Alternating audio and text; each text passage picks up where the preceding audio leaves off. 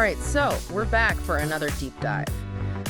This time we're taking a look at 5, I think, really interesting stories about how travel is, being bought and sold and kind of what's changing in the landscape. We've got some news articles, some analysis pieces, all from this past week.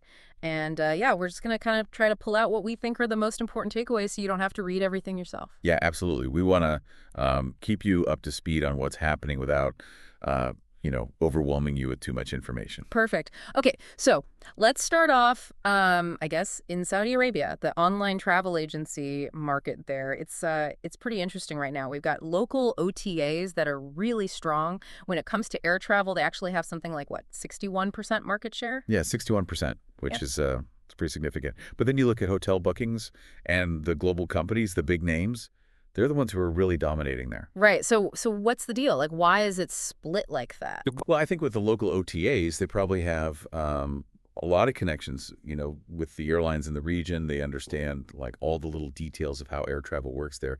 And that probably helps them offer, better prices or just a smoother experience for people booking flights within Saudi Arabia. But when it comes to hotels, the global OTAs, they've just invested so much in technology and their reach is so much wider.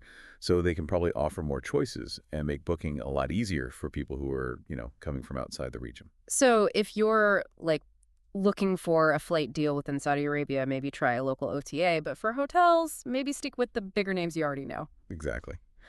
Okay, cool.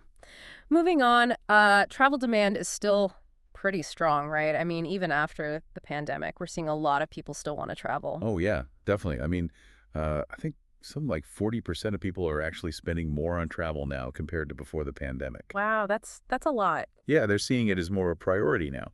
And on top of that, we're also seeing this really rapid increase in the use of generative AI in the travel industry. Yeah. Like the adoption rate has doubled in just a short amount of time.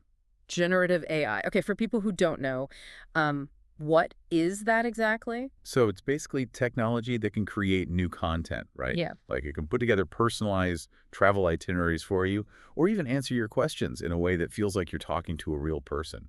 It's pretty wild. So it's like having a travel agent, but it's a computer. Kind of, yeah. Yeah. But here's the interesting thing. Even with all this AI stuff happening, people still really want that human touch when they're planning their trips. Oh, that makes sense. Like, you might use AI to get some ideas or compare prices, but when it comes to booking something important, you want to talk to a real person. Exactly. Like if you've got a complicated itinerary or if you just want some reassurance, that human interaction is still really valuable. Okay, so let's switch gears a little bit and talk about something not so positive, Mhm.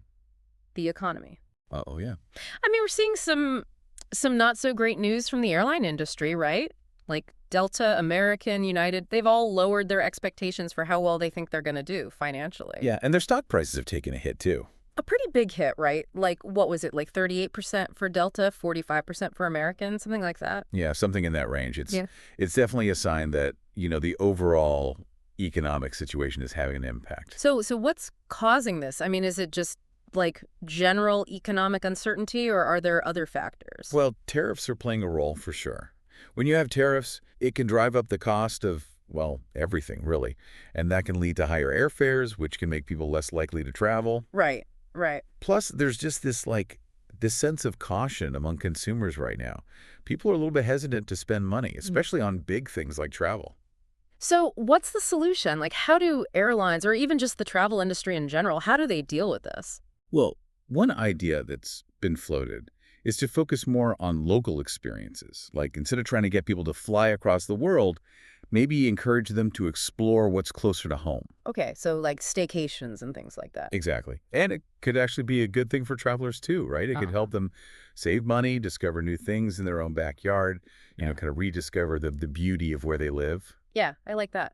Okay, so let's end on a slightly more upbeat note. There's some cool stuff happening in India, specifically in the fintech space. Fintech, what's that? Fintech, it's basically finance and technology combined. Yeah. And there's this company called Scopia. They just got a bunch of funding, like $40 million, to focus on young travelers in India. Interesting. What are they doing that's so special? Well, they're offering a co-branded credit card that gives like really good rewards, especially for travel. Awards like points and miles and stuff. Yeah, exactly. And they're really tapping into this idea that for a lot of young people in India, travel is seen as a guilt-free, all-pleasure experience. So it's not just about like checking things off a bucket list. It's about like enjoying the experience. Right. And they're willing to spend money on it. Makes sense. And then finally, let's talk about a very specific but huge market: romance travel. Romance travel, huh? Yeah, apparently it's worth like $1.4 trillion. It's Yeah. a big deal. And there's this new company, LOVU, that's creating a whole new platform just for couples planning romantic getaways. Wow.